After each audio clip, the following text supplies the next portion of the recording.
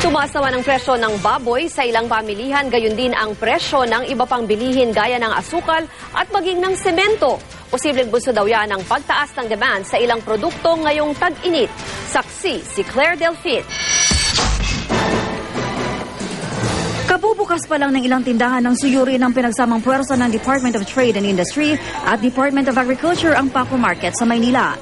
Dito natuklasang nagmahal ng 10 piso ang kada kilo ng baboy.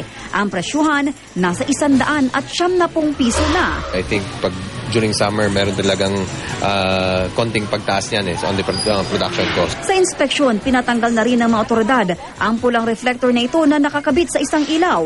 Kinukubli raw nito ang tunay na kulay ng karne para magmukha umanong masariwa. Sa Kamuning Market sa Quezon City, 170 piso na rin ang kada kilo ng karneng baboy. Tingin ng nakausap kong tindera, baka eleksyon daw ang nagpapalakas ng demand sa karne. Maraming taong ginagamit ang mga politiko, di ba?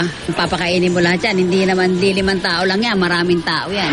Paglilinaw ng DTI, bagamat nagmahal ay may tuturing pa rin daw na stable ang presyo ng karneng baboy. Pasok pa rin kasi ito sa kanilang suggested retail price. Bukod sa baboy, na-monitor din ang bahagyang pagmahal ng asukal. Posibleng tumaas daw ang demand nito sa dami ng mga nagbebenta ng sa malamig ngayong tag-init. Pati ilang construction materials nagmahal. Sa hardware na ito sa Paco, Maynila, 5 hanggang 10 piso ang itinaas ng presyo ng 50 kilong bag ng semento. Pag summer, mas malakas ang construction, di ba? Dahil lahat naghahabol bago mag-umpisa ang tagulan. Muling paalala ng DTI sa lahat ng mga nagtitinda, may criminal charges ang overpricing na may multang hanggang 1 milyong piso.